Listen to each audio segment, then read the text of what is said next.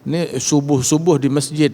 Alfi bilang, wah Masya Allah bikers dakwah ke masjid, kita ajang ustadz subuh ke masjid susah. Anak bikers pulang ke rumah dapat pahala haji dan umroh. Wah di mana lu haji di mana? Kapan waktunya? Waktunya kalau udah sholat subuh kayak sholat Jumat, nah itu baru muslim bakalan berjaya. Masya Allah, kalau doanya semut, bagaimana kalau doanya kita? Gimana kalau taubatnya kita? Jawab oleh Allah Ta'ala, ya Musa, bagaimana saya mau kabulkan doa kamu? Manakala di antara kalian ada satu orang yang tukang namimah, tidak memberikan hujan kepada kalian gara-gara satu orang tukang namimah. Dan sekarang aku turunkan hujan berkat taubatnya tukang namimah.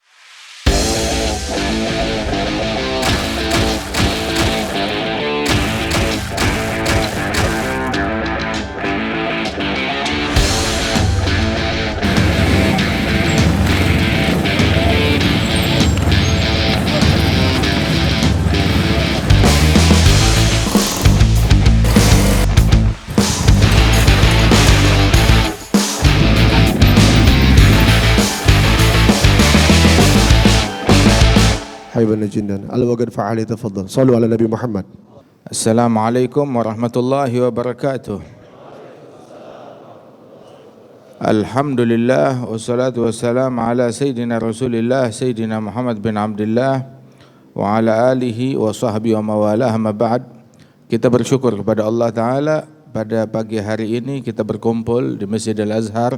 Mudah-mudahan Allah Ta'ala memberikan keberkahan di dalam masjid ini, dan juga Allah Ta'ala mengangkat derajat para pendahulunya yang mentaasis masjid ini, dari para ulama, para masyayikh, dan orang-orang yang memiliki niat besar untuk kemajuan umat Islam. Dan setiap orang yang salat di masjid ini insya Allah mendapatkan berkah dari Allah Ta'ala dan kita sekalian, amin ya rabbal alamin.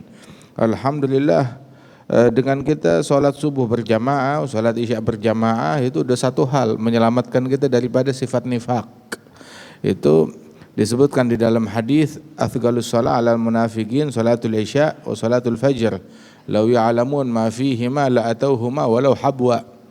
Sesungguhnya salat yang paling besar, yang paling berat, yang paling sulit bagi kaum munafikin adalah salat isya dan salat subuh.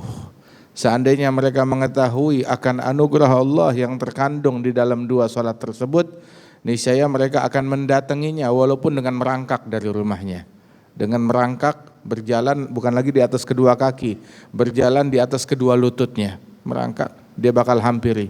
Apabila dia tahu akan anugerah Allah yang ada di sini. Emang ada apa di dalam sholat subuh jamaah dan sholat isya berjamaah?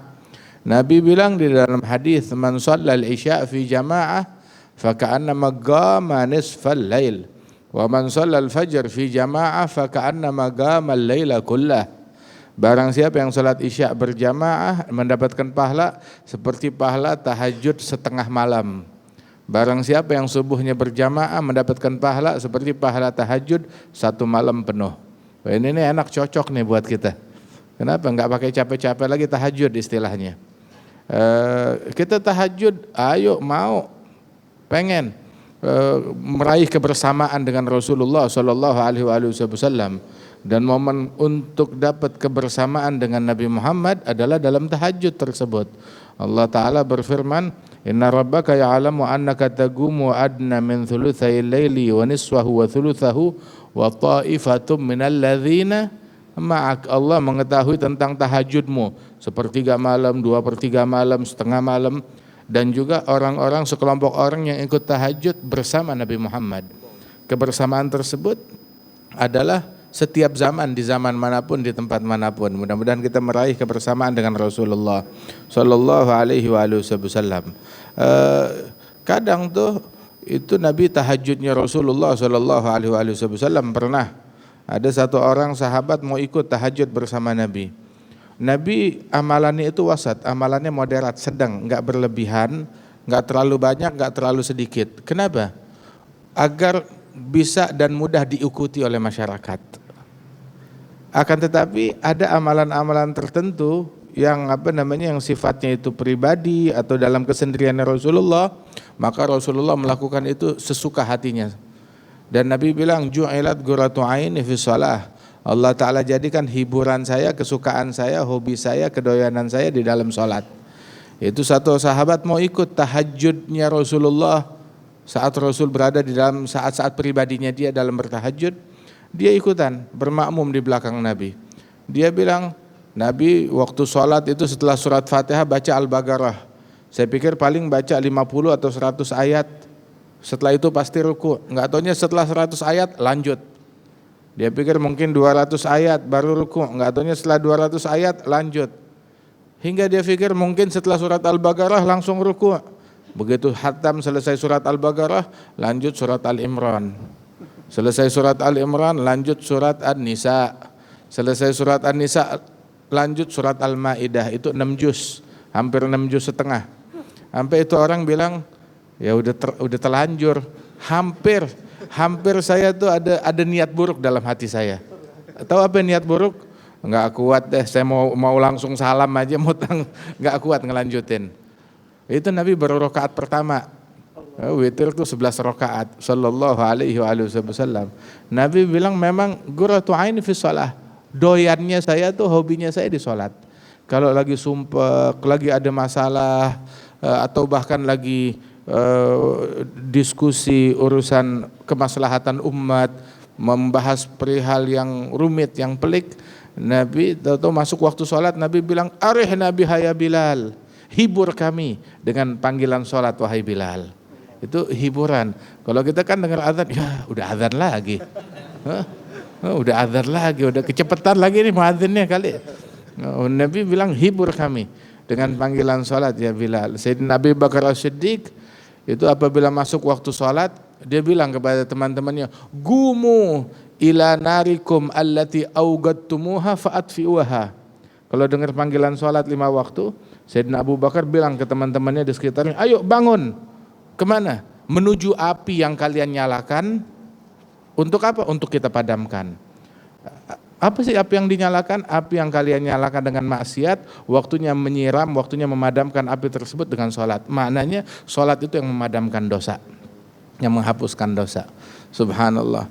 Kan dalam hadis yang lain tuh Nabi bilang, kalau ada orang depan rumahnya ada sungai yang jernih, tiap hari dia mandi di sungai tersebut 5 kali.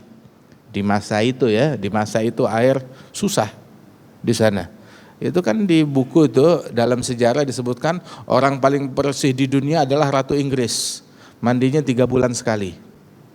Nah, itu ada orang paling bersih di dunia, katanya Ratu Inggris dalam hal kenapa mandinya itu 2 bulan sekali atau 3 bulan sekali. Dia nggak tahu kalau kita Muslim yang paling jorok, yang paling kotor, mandinya minimal seminggu 1 kali. Ya kalau Jumat itu sunnah yang sangat dianjurkan, hampir-hampir mendekati wajib untuk mandi Jumat tersebut. Itu Rasulullah bilang, kalau seandainya di depan rumah seseorang ada sungai yang jernih, tiap hari dia mandi di sungai tersebut sebanyak 5 kali, apakah kira-kira masih ada noda di tubuh dia? Dia bilang tidak, nggak bakalan ada noda. Nah begitu juga mukmin yang sholat 5 waktu, udah nggak ada dosa lagi pada diri dia, dibersihkan oleh Allah Subhanahu wa taala. Agama simple, mudah. Kemarin kita pas lagi ngaji di Rawhah, baca di Sahih Al-Bukhari, itu satu orang datang kepada Nabi Muhammad, orang dari pedalaman. Dia bilang, ya Rasulullah, apa tugasnya saya? Yang sholat 5 waktu. Ada yang lain enggak? Enggak ada, kecuali kalau kamu mau ngerjain yang sunnah sholat. Terus apa lagi? Puasa. Kapan? Ramadan doang? Iya. Ada yang lain enggak? Ya enggak ada. Yang wajib itu doang, kecuali kalau mau ditambah sama yang sunnah. Terus apa? Terus zakat. Zakat berapa? 2,5%. Ada yang lain enggak? Enggak ada.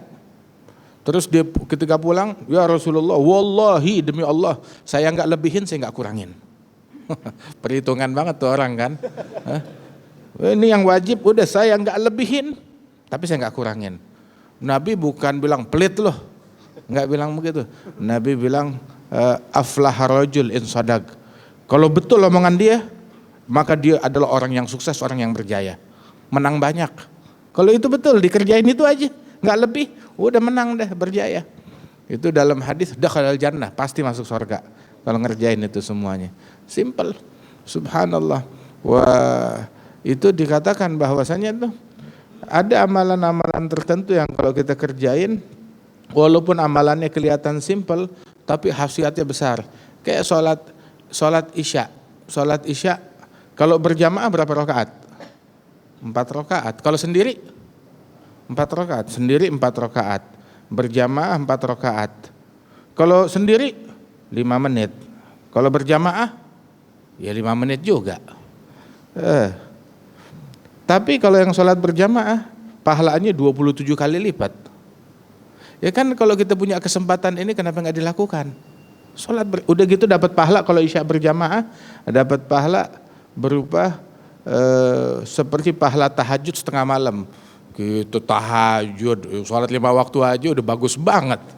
Udah begitu, udah sholat 5 waktu aja udah bagus banget. Itu sampai tuh ada dibilang yang fardu kalau bisa ditawar gue mau tawar. Sampai seperti itu. Ya nggak apa-apa, kita manusia. Alhamdulillah dulu untung tuh ada Nabi Musa. Waktu Nabi Muhammad Isra Mi'raj, ya, terima perintah sholat, ketemu Nabi Musa nanya, disuruh ngapain? Sholat, berapa waktu? 50 waktu. Nabi Musa bilang umatmu nggak bakalan mampu, minta korting lagi. Sampai akhirnya itu bolak-balik menjadi 5 waktu aja. Alhamdulillah untung ada Nabi Musa. Kita berutang banget sama Nabi Musa. Itu pun yang 5 kita masih mau tawar juga. Kita masih mau tawar juga. Tapi alhamdulillah itu 5 waktu kata Allah Ta'ala. Ini sholatnya 5 waktu tapi pahalanya tetap pahala 50. Pahala 50 waktu. Ditulis pahalanya 50 waktu. Itu sholat isya berjamaah dapat pahala bangun malam tahajud setengah malam. Salat subuh berjamaah dapat pahala seperti tahajud semalam suntuk. Kalau kita udah isya'nya berjamaah, subuhnya berjamaah, seperti dapat pahala tahajud seperti 1,5 malam. 1,5 malam. Masya Allah, lumayan. Ya, buat nambahin yang kita luput tahajud, nah itu udah ada deposit di situ. Itu disebutkan seseorang ketika dia malam hari saat mau tidur, dia baca 2 ayat, kata Nabi Muhammad, 2 ayat di akhir surat Al-Baqarah. Man qara'ahuma minal lail kafatah. Yang membaca 2 ayat ini di malam hari, 2 ayat itu akan mencukupi keperluan dia. Itu ulama bilang kafatah mencukupi dia dari pahala qiyamul lail. Dapat pahala qiyamul lail, dapat pahala tahajud. Modalnya cuma 2 ayat doang. Apa? Amana rasulu bima unzila ilaihi min rabbihi wal mu'minun kullun amana billahi wa malaikatihi wa kutubihi wa rusulihi la nufarriqu baina ahadin min rusulihi wa qalu sami'na wa ata'na ghufranaka rabbana wa ilaikal masir. Nah itu satu, la yukallifullahu nafsan illa wus'aha laha ma kasabat wa 'alaiha ma iktasabat rabbana la tu'akhidhna in nasina aw akhtana rabbana wa la tahmil 'alaina isran kama hamaltahu 'alal ladzina min qablina rabbana wa la tuhammilna ma la taqata lana bih wa'fu 'anna waghfir lana warhamna anta maulana fansurna 'alal qaumil kafirin. Itu 2 ayat mencukupi kita bahkan dari pahala qiyamul lail. Itu satu. Mencukupi kita dari semua keburukan, dari semua kejahatan, dari semua gangguan. Subhanallah. Terus juga ada lagi satu lagi nih, kita dikasih amalan yang simpel, yang mudah. Ayat kursi. Baca ayat kursi. Itu yang baca ayat kursi setiap masuk rumah, keluar rumah, tiap habis sholat 5 waktu, atau ketika dia akan tidur, maka itu akan terjaga semua waktunya dia. Dan itu di dalam hadis, orang kalau punya masalah keluarga, kurang keharmonisan dalam hidup rumah tangga dia, masuk ke dalam rumah, tiap masuk rumah baca ayat kursi, Allah Ta'ala memberikan keharmonisan di dalam orang-orang yang tinggal di rumah tersebut. Baca ayat kursi. Kemudian juga tiap habis sholat 5 waktu, baca ayat kursi, kata Nabi Muhammad, lam yamna'hu min dukhulil jannah illa an yamut. Antara dia dengan surga cuma kematian aja. Kalau dia mati langsung masuk surga, nggak pakai transit kemana-mana lagi. Alhamdulillah. Nah ini hal-hal yang kita lakukan nih, hal simpel, kecil, mudah. Tapi ini pengaruhnya besar untuk dunia. Loh, apa hubungannya sama Masjidil Aqsa sama Palestina? Ini hubungannya besar. Dari sini ke Masjidil Aqsa berapa kilo sih? Kenapa mau bikers ke sana kita? San Mori ke sana, ke masjid. Insya Allah nanti ada waktunya. Amin. Oh, enak. Kemarin kita ke Jordan sama Habib Umar. Dari Jordan ke Masjidil Aqsa cuma 70-80 kilometer. Waduh, ini anak bikers mah cuma sebentaran nyampe. Insya Allah pada waktunya semuanya. Dari sini ke Masjidil Aqsa, kalau dari sini lebih dari 10.000 kilometer atau 12.000 kilometer perjalanan ke Masjidil Aqsa. Jauh banget. Nah, bagaimana kita mau memenangkan, ya, meraih, memerdekakan Masjidil Aqsa? Ya, masjid yang cuma 10 meter dari rumah kita anggurin. Penting gak usah ngomong masjid yang jaraknya 10.000 kilometer, yang 10 meter tuh sebelah rumah. Nasibnya bagaimana itu masjid? Yang 10 meter aja sawangnya di mana-mana, begitu, kotor, terus juga nggak pernah ditengokin. Sampai kalau ada orang meninggal juga, ya itu paling datang kalau ada yang meninggal. Cuma juga orang kalau meninggal enggak, jangan di masjid itu, masjid yang lain aja yang cakep dikit. Subhanallah. Nah, itu kalau kunci daripada kemenangan umat Islam itu adalah ayo makmurkan masjid-masjidnya kita. Makanya subhanallah, ini subuh-subuh di masjid. Alfi bilang, wah, Masya Allah, bikers dakwah ke masjid, kita ajang ustadz subuh ke masjid susah. Nanti lagi ke masjid, Masya Allah. Tapi alhamdulillah, ya emang demannya kan nyusahin begitu. Kita maunya tuh subuh tuh kan masjid dekat rumah, sebelah rumah, dipaksa sama dia subuh sini, datang ke sini. Alhamdulillah, Masya Allah. Tapi iya, kemenangan Islam tuh dari sini, kejayaan tuh dari sini. Makin jauh langkahnya kita, makin besar pahalanya. Ada satu orang bilang kepada Nabi Muhammad, ya Rasulullah, rumah saya jauh dari masjid di pinggiran kota Madinah. Saya mau pindah deh, kebetulan ada orang mau jual rumah sebelah masjid, saya mau pindah ke situ. Nabi bilang, jangan pindah. Loh, kenapa? Makin jauh makin baik. Sebab setiap langkah yang kamu langkahkan itu ditulis pahala oleh Allah Subhanahu wa taala. Makin jauh makin baik. Terus kata Rasul sallallahu alaihi wasallam, "Basyir al-masya'in fi dhulami ila al-masajid, basyir al-masya'in fi dhulami ila al-masajid bin nurit tam yaumil qiyamah." Kata Nabi dalam hadis, beri kabar gembira kepada orang-orang yang jalan menuju ke masjid di tengah kegelapan malam, besok hari kiamat dapat cahaya yang terang benderang. Masya Allah. Saya naik motor bukan jalan. Bagaimana? Ya sama pahalanya, dikasih sama Allah Ta'ala. Hitung aja kalau pakai langkah kaki kira-kira berapa langkah. Setiap langkah itu berapa derajat yang diangkat, berapa dosa yang dihapuskan, ya berapa pahala yang dituliskan oleh Allah Subhanahu wa Ta'ala. Terus Rasul sallallahu alaihi wasallam, beliau itu memberikan kabar gembira demikian. Itu Nabi kalau mau pergi ke masjid dia baca doa, Allahumma inni as'aluka bihaqqi sa'ilin alaik, wa bihaqqi raghibin ilaik, wa bihaqqi mamsyaya hadza ilaik. Ya Allah, aku berdoa kepadamu, meminta kepadamu dengan bertawassul demi orang yang pernah berdoa kepadamu dari para nabi-nabi dan para rasul, orang-orang mulia. Bihaqqi raghibin ilaik, orang-orang yang memiliki semangat untuk mendekat kepada Allah. Terus Nabi bertawasul dengan apa? Bihaqqi mamsyaya hadza. Saya bertawasul dengan berkat jalannya saya ke masjid. Artinya apa? Jalannya kita ke masjid punya nilai besar di sisi Allah Ta'ala. Punya anugerah besar di sisi Allah Subhanahu wa Ta'ala. Itu perjalanan yang pahalanya sangat besar dari Allah Subhanahu wa Ta'ala. Itu perjalanan fisabilillah yang merupakan ghadwah fisabilillah. Kata Nabi, ghadwatun aw rawhatun fi sabilillah khair minad dunya wa ma fiha. Perjalanan yang kamu lakukan di jalan Allah di pagi hari ataupun sore hari lebih baik daripada dunia seisinya. Lebih baik daripada dunia seisinya. Yang kita tempuhkan, yang kita langkahkan kaki kita di jalan Allah Subhanahu wa taala fi sabilillah. Kita hadir di sini, kita salat jamaah di masjid. Itu kata Nabi, man shalal fajr fi jamaah, yang salat subuh berjamaah. Setelah itu dia duduk di musolanya berzikir, mau zikir, mau ngaji, ya, atau baca Quran, atau duduk i'tikaf sampai terbit matahari, terus sholat 2 rakaat, pulang dapat pahala kata Nabi, pahala haji dan umrah sempurna. Insarafa bihajjatin wa umrah tamaten. Pulang dapat haji dan umrah sempurna. Makanya orang-orang nggak percaya, anak bikers pulang ke rumah dapat pahala haji dan umrah. Wah, di mana lu haji di mana? Begitu. Di Kebayoran Baru gitu hajinya, alhamdulillah. Dapat pahala haji dan umroh sempurna. Itu dalam riwayat yang lain, man ghada aw raha ila masjid liyata'allama baban minal ilm aw liyu'allimahu insarafa bihajjatin wa umrah tamatain. Barang siapa yang pergi ke masjid pagi atau malam hari, dia pergi ke masjid untuk mengkaji satu bahasan ilmu, belajar atau mengajar satu bahasan ilmu agama. Dia pulang dapat pahala haji dan umroh sempurna. Terus kata Nabi itu, hudur majlis ilmin, hadir satu majlis ilmu. Walaupun majlisnya 5, 10 atau 20 menit.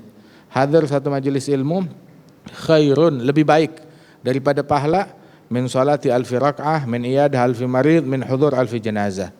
Lebih baik pahalanya hadir satu majelis ilmu, pahalanya lebih baik daripada pahala sholat sunnah 1000 rakaat, ditambah dengan pahala menjenguk 1000 orang sakit, ditambah dengan pahala nganterin 1000 jenazah.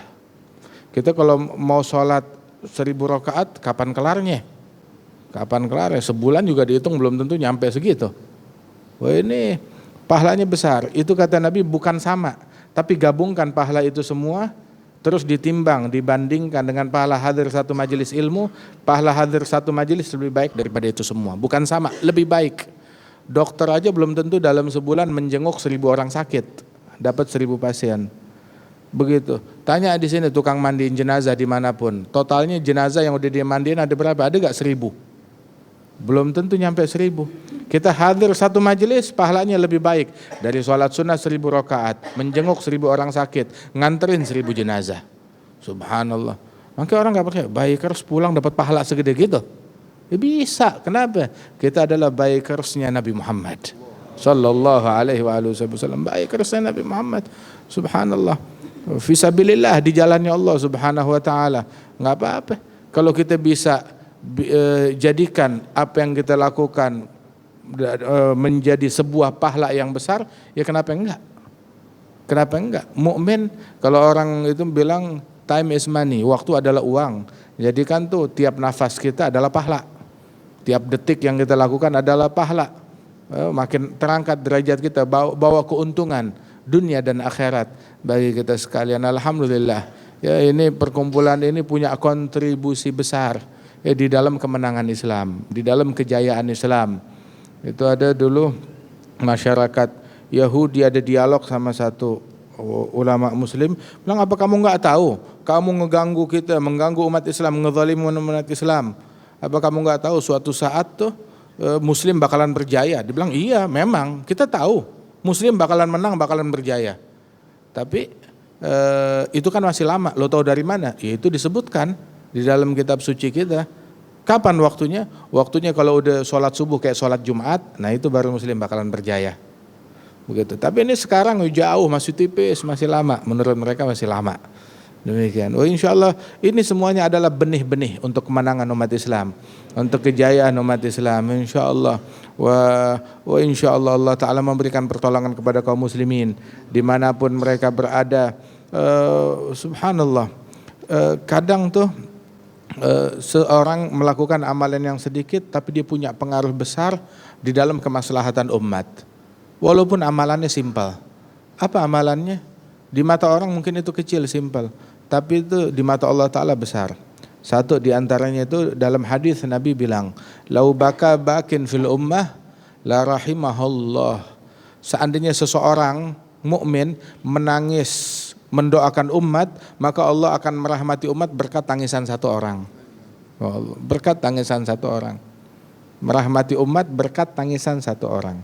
Ada satu orang dari Bani Israel lewat di perkampungan yang lagi dilanda krisis. Melihat orang pada kelaparan, gak ada makanan, krisis. Akhirnya dalam hati dia tuh waktu keluar dari itu kampung dia gak bisa bantu apa-apa, gak bisa ngasih apapun. Ngelihat ada bukit kecil, dia bilang, ya Rob, dalam hati nih, seandainya ini bukit adalah roti dan milik saya bakal sedekahkan buat mereka. Jalan berapa lama, tahu-tahu dihadang sama satu orang. Dia bilang, kamu fulan? Iya, saya adalah nabi di zaman ini. Saya barusan disuruh oleh Allah Ta'ala bilang ke kamu, kalau Allah sudah menerima sedekah kamu. Sedekah apaan? Kamu bilang katanya mau sedekahin itu gunung. Kalau seandainya itu roti, itu hanya berandai-andai. Ya menurut kamu berandai-andai, tetapi pahalanya udah ditulis oleh Allah Ta'ala. Pahala sedekah 1 gunung roti. Ditulis demikian oleh Allah Subhanahu Wa Ta'ala. Kadang hal yang simpel, tapi punya pengaruh yang besar. Nabi Sulaiman itu pernah tuh suatu kali umatnya itu dilanda krisis. Hingga dia memutuskan, ayo semua pasukan kita sholat istisqa minta hujan agar diberikan pertolongan oleh Allah. Baru mau jalan keluar, ini fil Bukhari, tahu-tahu ngelihat seekor semut yarfa'u gawaimaha tarfa'u gawaimaha ilas sama. Di Bukhari itu kata Nabi bahasanya itu semut lagi telentang mengangkat tangan dan kaki-kakinya ke langit. Dia bilang, Allahumma la tu'adzibna bidhunub bani Adam. Ya Allah, jangan kau binasakan kami gara-gara dosanya anak Adam. Nabi Sulaiman lihat begitu, terus bilang sama pasukan, yuk pulang lagi. Loh kenapa? Ya kita sudah dicukupi dengan doa dari makhluk yang lain. Dengan doa dari makhluk yang lain, kita udah dicukupi oleh Allah Subhanahu Wa Ta'ala. Turun hujan saat itu juga. Masya Allah, kalau doanya semut, bagaimana kalau doanya kita? Gimana kalau taubatnya kita? Ada dalam riwayat yang lain, Habib Umar juga cerita waktu itu, Bani Israel dilanda krisis. Nabi Musa doa, kumpulin orang, sholat istisqa, minta hujan sama Allah Ta'ala, nggak dikabulin. Ya kalau Nabi Musa nggak dikabulin, apalagi kita? Nggak dikabulkan oleh Allah Ta'ala. Sekali, 2 kali, 3 kali, sampai Nabi Musa akhirnya nanya, ya Rab, apa yang salah sama saya? Apa yang salah sama saya? Kita doa kok kenapa nggak dikabul-kabulkan? Maka dijawab oleh Allah Ta'ala, ya Musa, bagaimana saya mau kabulkan doa kamu manakala di antara kalian ada 1 orang yang tukang namimah. Tukang namimah itu apa ya bahasa kita? Tukang adu domba, provokator. Bawa omongan agar kedua belah pihak tuh saling ribut, saling berkelahi. Bagaimana saya mau kabulkan kalau di antara kalian ada 1 orang yang tukang namimah, 1 orang yang tukang adu domba. Nabi Musa bilang, tunjukin siapa orangnya ya Rab, biar saya usir. Loh, saya melarang untuk saling nyampein begini, terus saya mau menyampaikan hal ini. Lantas bagaimana caranya? Akhirnya Nabi Musa berpikir, ya sudah, dikumpulin Bani Israel. Wahai orang-orang, ini kita nih musibah datang gara-gara 1 orang. Kita nggak dikabulkan ini doa kita gara-gara 1 orang yang tukang namimah, tukang adu domba, provokator. Saya minta dia taubat. Saya nggak nanya orangnya siapa, tapi dia taubat dah sekarang. Itu orang hatinya tuh ketakutan, berasa dirinya tukang namimah, langsung dia bertaubat saat itu juga. Belum doa, langsung turun hujan. Terus Allah Ta'ala wahyukan kepada Nabi Musa, ana mana'atukum al-ghaith bisababi namam. Aku tidak memberikan hujan kepada kalian gara-gara 1 orang tukang namimah. Dan sekarang aku turunkan hujan berkat taubatnya tukang namimah. Berkat taubatnya 1 orang yang dulu tukang adu domba. Subhanallah, innallaha yuhibbut tawwabin wa yuhibbul mutatahhirin. Orang yang taubat kepada Allah Ta'ala dalam sesaat mencapai derajat apa? Menjadi kekasihnya Allah. Dalam sesaat. Sebab Allah berfirman, innallaha yuhibbut tawwabin wa yuhibbul mutatahhirin. Allah cinta kepada orang yang bertaubat dan cinta kepada orang yang gemar bersuci. Mudah-mudahan Allah Ta'ala menjadikan kita orang tersebut. Dijadikan apa yang kita laksanakan manfaat besar untuk diri kita, keluarga kita, untuk muslimin, dan Allah Ta'ala memberikan solusinya insyaAllah kepada umat Islam, kepada saudara-saudara kita yang ada di Palestina, yang ada di Gaza, dimanapun mereka berada. Allah Ta'ala selamatkan mereka, Allah Ta'ala lindungi mereka, Allah Ta'ala jauhkan mereka dari bala, dari musibah, dan Allah Ta'ala kembalikan kejahatan kepada pelakunya, dan Allah Subhanahu wa Ta'ala binasakan setiap orang-orang yang ingin melakukan kejahatan, kezaliman terhadap saudara-saudara kita, dan dijadikan kita orang-orang yang saling mencintai karena Allah, mengasihi karena Allah, menjadi sebab turunnya rahmat bagi umat Islam. Amin ya rabbal alamin. Wa insyaallah Allah Ta'ala berikan berkah di dalam majelis kita ini, dan Allah Ta'ala jadikan langkah yang kita langkahkan pada pagi hari ini dijadikan langkah yang berkah, yang membawa keberuntungan di dunia dan di akhirat. Sebagaimana dalam hadis Nabi bilang, sesungguhnya gubar, debu yang menempel di kaki seseorang, debu yang menempel, yang mana debu itu gara-gara dia jalan fisabilillah, di jalannya Allah. Itu debu tersebut enggak bercampur dengan debu neraka jahanam. Ya, mudah-mudahan Allah Ta'ala jauhkan kita dari api neraka, diselamatkan kita dari kemaksiatan. Amin ya rabbal alamin. Allahumma ja'al jam'ana hadza jam'an marhuma, tafarruqana min ba'di tafarruqan ma'suma, la taj'al fina wala minna wala ma'ana syaqiyan wala mahruma. Sallallahu ala sayyidina Muhammad wa ala alihi wasallam wa akhiru da'wana alhamdulillahi rabbil alamin. Assalamualaikum warahmatullahi wabarakatuh. Masya Allah. Baik, waktu kemarin di mana, di Masjid Istiqlal, kita bilangin Habib, ada teman-teman dari Bikers dakwah, ada 1000 orang disapa dan didoakan khusus oleh Habib Umar. Oh Masya Allah, alhamdulillah kumpulan kita terkoneksi, terhubung dengan orang-orang yang mulia.